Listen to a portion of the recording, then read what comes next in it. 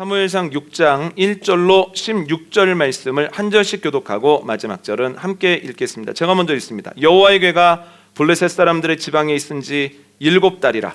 블레셋 사람들이 제사장들과 복술자들을 불러서 이르되 우리가 여호와의 궤를 어떻게 할까? 그것을 어떻게 그 있던 곳으로 보낼 것인지 우리에게 가르치라. 그들이 이르되 이스라엘 신의 궤를 보내려거든 거저 보내지 말고 그에게 속건제를 드려야 할지니라. 그러하면 병도 낫고 그의 손을 너희에게서 옮기지 아니하는 이유도 알리라 하니. 그들이 이르되 무엇으로 그에게 드릴 속건제를 삼을까 하니 이르되 블레셋 사람의 방백의 수요대로 금 독종 5과 금쥐 5마리라야 하리니 너희와 너희 통치자에게 내린 재앙이 같음이니라. 그러므로 너희는 너희의 독한 종기의 형상과 땅을 해롭게 하는 주의 형상을 만들어 이스라엘 신께 영광을 돌리라. 그가 혹 그의 손을 너희와 너희의 신들과 너희 땅에서 가볍게 하실까 하노라. 애굽인과 바로가 그들의 마음을 완악하게 한 것 같이 어찌하여 너희가 너희의 마음을 완악하게 하겠느냐. 그가 그들 중에서 재앙을 내린 후에 그들이 백성을 가게 함으로 백성이 떠나지 아니하였느냐. 그러므로 새 수레를 하나 만들고 멍에를 메어보지 아니한 젖나는 소 2마리를 끌어다가 소의 수레를 메우고 그 송아지들은 떼어 집으로 돌려보내고 여호와의 궤를 가져다가 수레에 싣고 속건제로 드릴 금으로 만든 물건들은 상자에 담아 궤 곁에 두고 그것을 보내어 가게 하고 보고 있다가 만일 궤가 그 본지역 길로 올라가서 벳세메스로 가면 이 큰 재앙은 그가 우리에게 내린 것이요 그렇지 아니하면 우리를 친 것이 그의 손이 아니요 우연히 당한 것인 줄 알리라 하니라. 그 사람들이 그같이 하여 젖나는 소 2를 끌어다가 수레에 메우고 송아지들은 집에 가두고 여호와의 궤와 및 금지와 그들의 독종의 형상을 담은 상자를 수레 위에 실으니 암소가 벳세메스 길로 바로 행하여 대로로 가며 갈 때에 울고 좌우로 치우치지 아니하였고 블레셋 방백들은 벳세메스 경계선까지 따라가니라. 벳세메스 사람들이 골짜기에서 밀을 베다가 눈을 들어 궤를 보고 그 본 것을 기뻐하더니 수레가 벳세메스 사람 여호수아의 밭 큰 돌에 있는 곳에 이르러 선지라. 무리가 수레에 나무를 패고 그 암소들을 번제물로 여호와께 드리고 레위인은 여호와의 궤와 그 궤와 함께 있는 금 보물 담긴 상자를 내려다가 큰 돌 위에 두매 그날에 벳세메스 사람들이 여호와께 번제와 다른 제사를 드리니라. 블레셋 5 방백이 이것을 보고 그날에 에그론으로 돌아갔더라. 아멘. 장소와 대상을 넘어서는 하나님의 능력을 견디지 못한 블레셋이 궤를 돌려보내기로 합니다. 제사장들과 복술자들을 불러서 묻습니다. 어떤 방식으로 돌려보낼 수 있겠느냐고. 그랬더니 이렇게 대답합니다. 그냥 돌려보내서는 안 되고 속건제물과 함께 돌려보내야 합니다. 이에 다시 묻습니다. 그러면 무엇으로 속건제물을 삼을 수 있겠는가? 그러므로 독종 모양의 5보형 그리고 쥐 5마리의 모형을 만들어서 속건제물을 삼으면 됩니다. 이에 사람들은 금으로 독종 5과 쥐 5마리를 만들고 또한 새 수레를 만듭니다. 수레 위에 언약궤와 그리고 속건제물을 담은 상자를 올리고 한 번도 수레를 끌어보지 아니한 암소 2를 가지고 와서 수레를 담당시킵니다. 그리고 어떻게 하나 지켜보는데요. 한 번도 수레를 끌어보지 않았음에도 불구하고 제대로 가는 겁니다. 좌로도 우로도 치우치지 아니하고 벳세메스까지 계속해서 나아갑니다. 벳세메스 사람들이 밀 추수를 하고 있다가 깜짝 놀랍니다. 나와서 기뻐하는 가운데에서 레위인을 초청하여서 암소는 잡아 번제를 드리고 또한 상자에 담겨 있었던 속건제물을 하나님께 올려드립니다. 블레셋의 5 방백들은 이 모습을 보고서야 자기의 나라 그 중에 에그론으로 돌아가게 되었다라고 하는 거예요. 저는 오늘 본문에 나오는 블레셋 사람들의 행동을 3가지로 정리해 봤습니다. 첫 번째는 그들은 제대로 돌려보내기 위해서 전문가의 조언을 구한다는 거예요. 물론 그들이 조언을 구한 전문가가 이방 제사장들이고 점쟁이들, 복술가들이라고 하는 단점은 있습니다만, 그래도 묻지 않고 듣지 않고 자기 마음대로 소견에 옳은 대로 하면서 좌충우돌하는 이스라엘 사람들보다는 훨씬 블레셋 사람들이 낫다는 겁니다. 두 번째로는 의뢰를 받은 제사장들은 최선을 다해 연구를 한다는 거예요. 연구의 결론은 이겁니다. 그냥 돌려보낼 수는 없고 속건제물과 함께 올려보내야 한다. 그런데 그들의 말이 영 틀린 말은 아닙니다. 한번 읽어볼까요? 레위기 5장 15절과 16절 함께 읽겠습니다. 시작. 누구든지 여호와의 성물에 대하여 부지중에 범죄하였으면 여호와께 속건제를 드리되 내가 지정한 가치를 따라 성소의 세겔로 몇 세겔 은에 상당한 흠없는 순양을 양떼 중에서 끌어다가 속건제로 드려서 성물에 대한 잘못을 보상하되 그것의 5분의 1을 더하여 제사장에게 줄 것이요 제사장은 그 속건제의 순양으로 그를 위하여 속죄한즉 그가 사함을 받으리라. 아멘. 이스라엘 사람들이 하나님 명령하신 것처럼 성막을 세우거든요. 그러자 하나님께서 성막에서 어떤 제사를 언제 어떤 방법으로 드려야 하는지를 알려주시는데, 성막에서 드려야 하는 제사 중 하나가 바로 속건제라는 거예요. 속건제는 언제 드리는 거냐면 하나님의 성물에 부지 중에 범죄하였을 때, 그러니까 표준세번역에 따르면 알지 못하여 성물에 실수했을 때 드리는 제사가 속건제고, 속건제를 드릴 때는 당연히 속건제물도 드려야 한다고 하는 겁니다. 블레셋 사람들이 이스라엘 사람들을 보고 하나님의 능력을 오해했죠. 그래서 하나님의 궤에 실수를 했습니다. 다곤상 옆에 갖다 놓고 조롱하지 않았습니까? 그러니까 하나님의 성물에 실수했기 때문에 그들이 드려야 되는 제사는 속건제가 맞을까요? 틀릴까요? 속건제가 맞다라고 하는 거예요. 물론 속건제물로 드려야 하는 것은 금독종이나 금쥐 형상은 아닙니다만, 그래도 성물에 잘못했을 때는 속건제 드려야 되고 그때 속건제물이 필요하다라고 하는 큰 틀은 틀리지 않았다라고 하는 거죠. 여러분, 이것을 보면 연구할 필요 없이 이미 어떻게 제사해야 되고, 또한 성막은 어떻게 관리해야 되고, 언약궤는 움직일 수 없다고 하는 원칙을 가르쳐 주셨음에도 불구하고 그것을 지키지 않는 이스라엘 사람들보다는 연구해서라도 바른 길을 찾아내는 블레셋 사람들이 훨씬 더 훌륭해 보인다라고 하는 거예요. 그런데 제사뿐만 아니라 이스라엘에 대해서도 많이 연구했다라고 하는 것을 오늘 본문을 통해서 알 수 있는데요. 6절 한번 읽어볼까요? 함께 읽습니다. 시작. 애굽인과 바로가 그들의 마음을 완악하게 한 것 같이 어찌하여 너희가 너희의 마음을 완악하게 하겠느냐. 그가 그들 중에서 재앙을 내린 후에 그들이 백성을 가게 함으로 백성이 떠나지 아니하였느냐. 아멘. 제사장들과 복술가들이 이야기를 했을 때 방백들이 주저하는 거예요. 그랬더니 이렇게 이야기를 합니다. 알고 계십니까? 이스라엘이 섬기는 신이 예전에 애굽에서 무시무시한 일들을 행했습니다. 그 이유가 바로가 완악하여 고집을 부렸기 때문입니다. 우리가 지금도 바로처럼 완악하게 고집을 부리면 그들이 경험했던 불필요한 어려움들을 똑같이 겪을 것인데 서둘러야겠습니다. 우리는 좀 다른 결과를 얻어봅시다 라고 이야기를 했다라고 하는 거예요.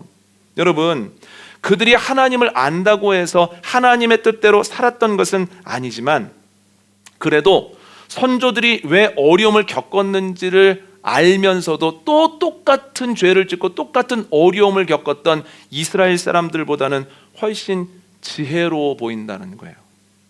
세 번째는 그들은 조언을 듣고 연구를 한 그대로 행동에 옮겼다는 겁니다. 4절을 보면 그들은 자신을 괴롭혔던 독종, 그리고 전염병이 퍼지는 동안에 이상하게 기하급수적으로 늘어났던 생쥐의 모형을 본따서 금으로 5개씩을 만들었다라고 하는 거예요. 그런데 여러분, 우리는 블레셋이니까 하나 만들지 아니하고, 고통을 받은 도시가 아스돗, 가드, 에그론이니까 3개 만들지 아니하고, 블레셋을 이루고 있는 5개의 도시국가를 생각하면서 5개씩을 만들었다는 거예요.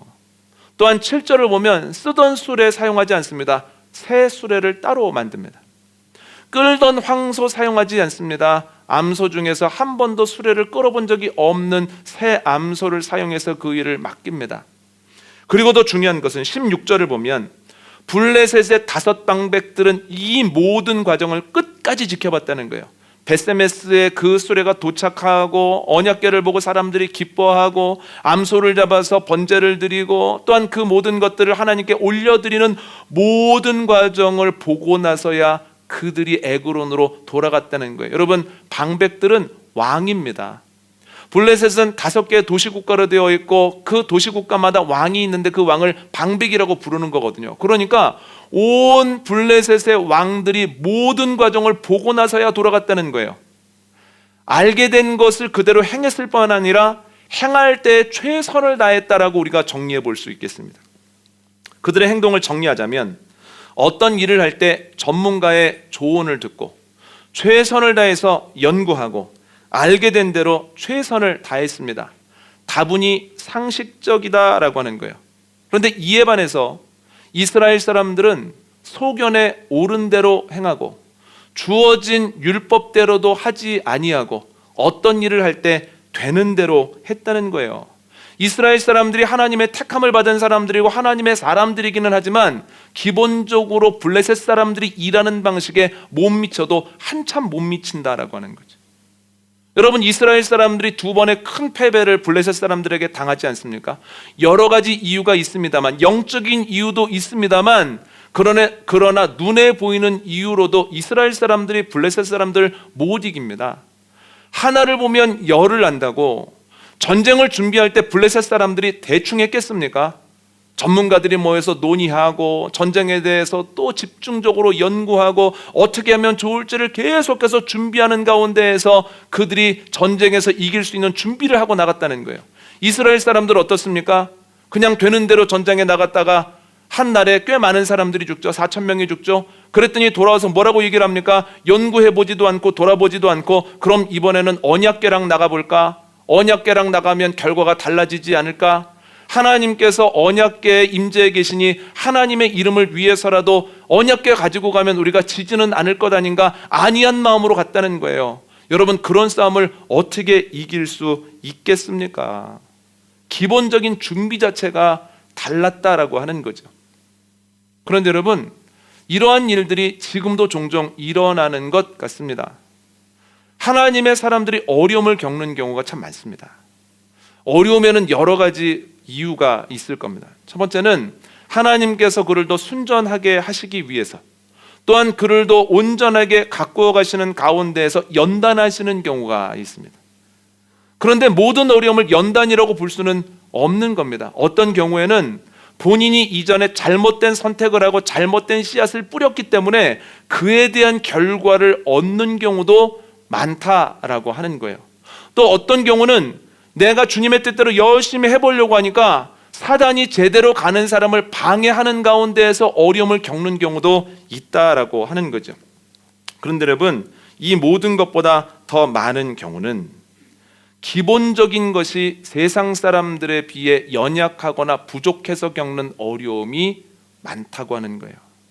세상 사람들도 바라지 않는 것들을 바라거나 세상 사람들이 사용하는 방법에 한참 못 미치는 방법으로 하거나 혹은 그 방법으로 일하더라도 최선을 다하지 못할 때에 하나님이 주시고 싶어도 주시지 못하는 경우가 비일비재하다라고 하는 거죠.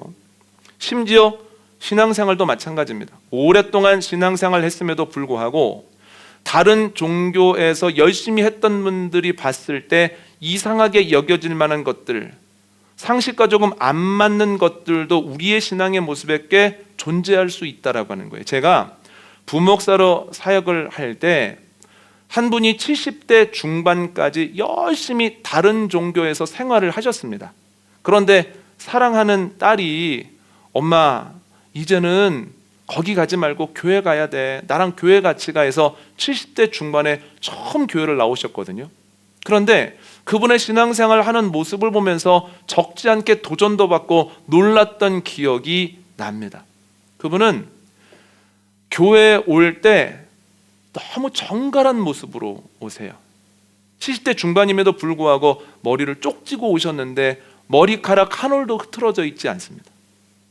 경제적으로 넉넉하지 않으시기 때문에 대부분 같은 옷을 입고 오셨음에도 불구하고 그분의 정갈함이 그 옷이 동일하고 그 옷이 헐어 있는 것을 덮고도 남는 어떤 느낌이 있었습니다.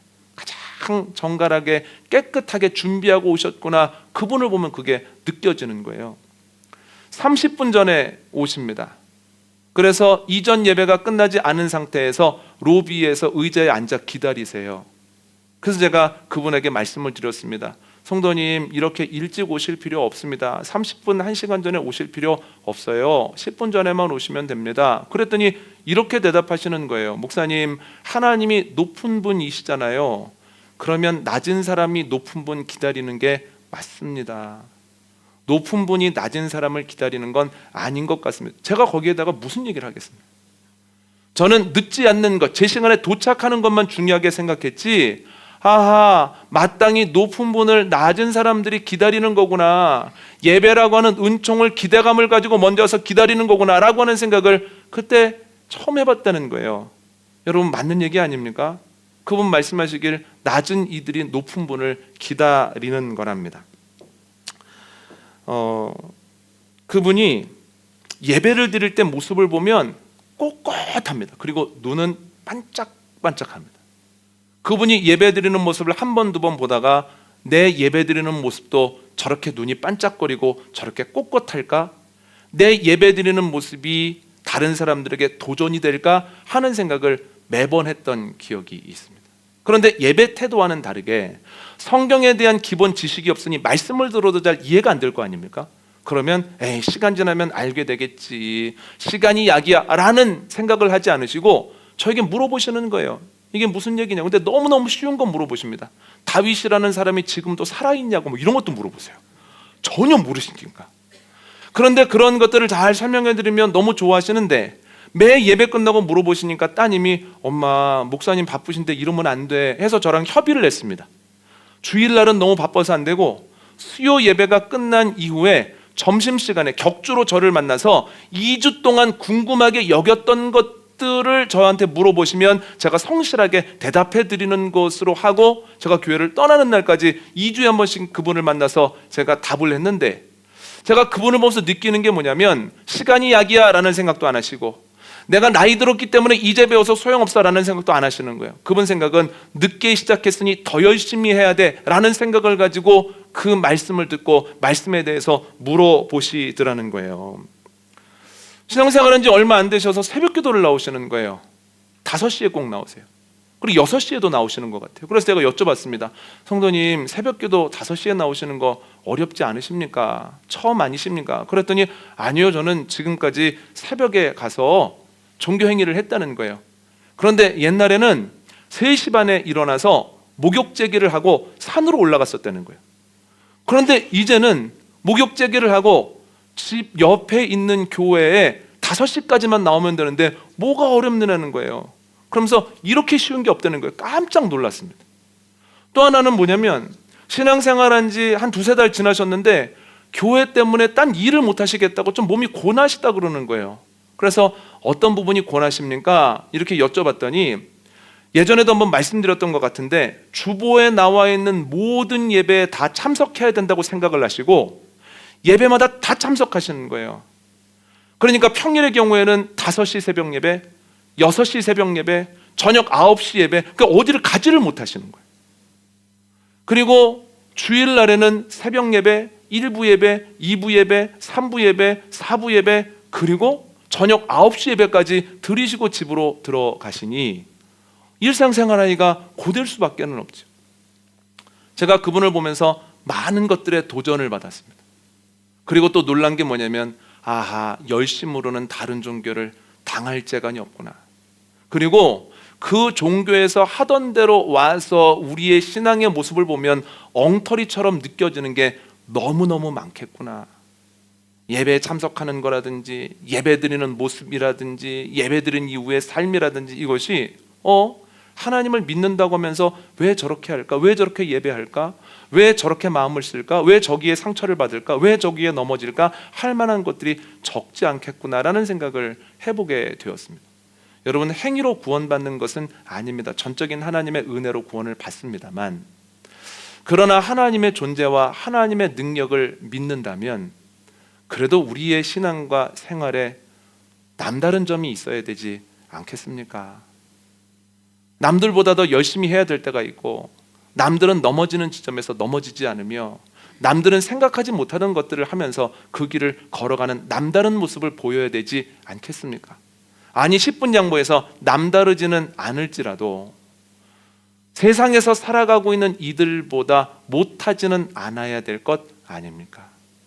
그래서 저는 이것을 하나님을 아직 알지 못하는 사람들, 세상에서 돈과 힘이 최고라고 생각하는 사람들보다는 기독교인이 나아야 하는데, 오늘 본문을 보면 우리가 블레셋과 같은 사람들보다 나아야 하는 이유는 두 가지입니다. 첫 번째는 뭐냐면, 우리의 여정은 혹시가 아니라 확실하기 때문이라는 거예요. 오늘 보면 5절 한번 읽어볼까요? 함께 읽습니다. 시작. 그러므로 너희는 너희의 독한 종기의 형상과 땅을 해롭게 하는 주의 형상을 만들어 이스라엘 신께 영광을 돌리라. 그가 혹 그의 손을 너희와 너희의 신들과 너희 땅에서 가볍게 하실까 하노라. 아멘. 표준 세번역으로 동일한 구절 한번 읽어볼까요? 함께 읽습니다. 시작. 그러므로 여러분은 종기 모양과 이 땅을 해치는 쥐의 모양을 만들어서 바치고 이스라엘의 신에게 예를 차리십시오. 그러면 그분이 혹시 여러분과 여러분의 신과 여러분의 땅을 내리치시던 손을 거두실지도 모릅니다. 아멘. 블레셋 당백들이 이방신을 섬기는 제사장들과 복술가들을 불러서 어떻게 하면 좋겠느냐고 물었을 때 했던 대답이거든요. 그런데 그 대답을 잘 한번 살펴보십시오. 그들이 금으로 독종 5과 쥐 5마리를 만들고 최선을 다하여 그것을 행했을 때 하나님께서 그 치시던 손을 거두실 것이라고 하는 확신이 있습니까? 없습니까? 없다는 거예요. 그렇게 하면 그가 혹, 이런 얘기를 하죠. 표준 세번역에서는 그러면 그분이 혹시 거두실지도 모릅니다 라고 얘기를 하죠. 여러분, 놀라운 것은 자신들이 이렇게 하면 회복이 될 거야, 자신들이 이렇게 하면 문제가 해결될 거야 라고 하는 확신이 없음에도 불구하고 블레셋 사람들은 그 일에 최선을 다하더라는 거예요. 여러분, 이것이 세상 사람들이 살아가는 방식 아닙니까? 확실하지는 않지만 그러나 가능성이 있다라고 하면 최선을 다하는 것이 세상 사람들이 살아가는, 현실 사람들이 살아가는 방식 아닙니까? 뉴스를 보니 또 어딘가가 당첨이 되면 굉장히 많은 이익을 줄 것 같아 수많은 사람들이 몰렸다고 하는데, 여러분, 당첨이 되면 그것이 이익이 된다고 하는 확신이 있습니까? 100%라는 건 없는 거예요. 그래서 지금의 기쁨이 그때 근심이 되어지고, 어떤 때의 간증이 어떤 때는 다시 기도 제목이 되기도 하거든요. 불확실함에도 불구하고 그 불확실한 상황 속에서 이득을 얻을 수 있을 것 같으면 고민하고 연구하고 노력하고 새벽에 나가서 줄을 쓸 수 있는 것이 바로 세상 사람들의 그 열심이다라고 하는 거지. 불확실한 것에도 최선을 다하죠. 그런데 여러분, 우리가 가는 길은, 우리가 믿는 하나님은 혹시가 아니라는 거예요. 그분의 존재와 그분의 능력은 확실합니다. 아멘입니까? 그래서 하나님께서 신앙의 선배들에게 하셨던 약속은 단 하나도 땅에 떨어지지 아니하고 아주 명확하게 지켜졌다는 거예요. 아브라함에게 약속하시죠. 내가 너에게 자손과 땅을 허락하리라. 너의 자손이 별과 같이 많아질 것이다. 어느 세월에요? 나이가 99세 때까지 아들 하나 없는데 어느 세월에 이 문제가 풀립니까? 어떻게 그 일이 되어집니까? 참 놀랍죠. 출애굽기 시작할 때 보면 그 아브라함으로부터 시작된 그 자손들이 큰 민족을 이뤘다는 거예요. 장정만 60만 명이 되었다는 거예요. 여호수아서를 보면 그 장정만 60만 명이었던 사람들이 광야를 지나 가나안 땅 요단강을 건너서 그 땅을 차지하기 시작했다라고 하는 거예요. 하나님이 아브라함에게 약속하시더니 그 약속이 온전히 지켜졌죠. 왜 그렇습니까? 주님의 존재와 능력은 확실하기 때문입니다. 하나님께서 야곱에게 약속하시죠. 너 형을 피해 도망가고 있는데 걱정하지 말아라. 내가 너를 지킬 것이다. 그리고 너 다시 돌아오게 될 것인데 돌아올 때는 홀몸이 아닐 것이다. 빈털털이 아닐 것이다. 어떻습니까? 20년 동안 라반이라고 하는 만만치 않은 사람으로 인하여서 마음의 고생은 좀 했으나 하나님께서 그를 지켜주셨을 뿐만 아니라 야곱이 노력한 것만큼 풍성하게 부어주셨다는 거예요. 그래서 갈 때는 홀몸이었고 빈털털이었으나 다시 돌아올 때, 베델을 지나갈 때에는 그는 적지 않은 가족들과 함께 있었고 라반보다도 많은 소유를 가지게 되었다라고 하는 거죠. 하나님이 약속하시더니 그 약속을 온전히 지키셨죠. 왜 그렇습니까? 주님의 존재와 주님의 능력은 확실하기 때문입니다. 출애굽기 3장을 보면 하나님께서 떨기나무에서 모세를 부르십니다. 바로를 만나서 단판을 지으라고 하니까 모세가 펄쩍 뜁니다. 그랬더니 주님께서 이렇게 약속하십니다. 분명히 너희가 출애굽을 해서 나와 대화를 나누고 있는 이 호렙산에서 너희가 예배하게 될 것이다. 그런데 주님의 말씀이 온전히 이루어져서 모세와 이스라엘 사람들이 출애굽을 한 이후에 시내산에서 하나님께 예배를 하더라는 거예요. 호렙산이 시내산이거든요. 그런데 단 한 번 예배하는 것이 아니라 11개월 넘게 머물면서 아침 저녁으로 제사하고 일이 있을 때마다 주님의 이름을 불렀다는 거예요. 하나님께서 약속하신 것 땅에 떨어지지 않습니다. 왜 그렇습니까? 주님의 존재와 주님의 능력이 확실하기 때문입니다. 요즘 새벽에 예레미야 말씀 나누고 있습니다. 예레미야를 통해서 뭐라고 말씀하십니까? 너희가 지금은 바벨론으로 끌려가지만 70년 후에 돌아오게 될 것이다. 지금은 모든 것이 다 허물어지고 황폐해졌지만 그때가 되어지면 상처에 새살이 돋는 것처럼 이 땅에 새로운 건물들이 세워질 것이다. 새로운 마을들이 세워지고 새로운 포도밭에서 포도를 따게 될 것이다. 이게 어떻게 가능합니까? 한 번 멸망하면 끝난 거지 70년에 맥이 끊기고 난 다음에 어떻게 회복을 하겠습니까? 그런데 어떻게 됩니까? 하나님이 약속하신 것처럼 고레스의 칙령을 시작으로 원하는 사람들, 준비된 사람들은 고향 땅으로 돌아올 수 있었다는 거예요. 여러분, 신약에서도 하나님의 약속은 똑같이 지켜진다는 거예요. 예수님께서 승천하시기 직전에 말씀하시죠. 너희에게 성령이 임하시면 너희가 권능을 받아 예루살렘과 온 유대와 사마리아 땅끝까지 이르러 내 증인이 될 것이다. 약속이 지켜져서 성령도 내리고 성령 받은 사람들이 권능도 받고 권능을 가진 사람들이 삶의 자리에서 하나님의 나라를 확장시키더라는 거예요. 왜 약속이 지켜질까요? 하나님의 존재와 능력이 확실하기 때문이라는 거예요. 여러분, 바울도 마찬가지죠. 바울을 부르셔서 뭐라고 말씀하십니까? 내가 너를 통하여 내 이름을 이방인들과 임금들과 유대인들에게 전할 것이다. 정말 그를 통해서 복음을 전해주시죠. 그가 어려울 때마다 하나님께서 낙심하지 말아라. 너 로마에 도착하게 될 것이다. 결국 로마에 도착하죠. 가장 극적인 장면은 유라굴로라고 하는 광풍을 만나서 잠시 뒤에 가라앉아 죽어도 이상하지 않을 것 같은 상황 속에서 하나님 뭐라고 말씀하십니까? 걱정하지 말아라. 반드시 한 섬에 걸리리라. 그러더니 주님은 약속을 지키셔서 멜리데 섬에 걸리게 하시고 겨울을 그곳에서 나게 하시고 로마에 한 사람도 다치거나 죽은 사람 없이 도착하게 하시더라는 거예요. 왜 약속이 지켜집니까? 주님의 존재와 주님의 능력은 확실하기 때문입니다.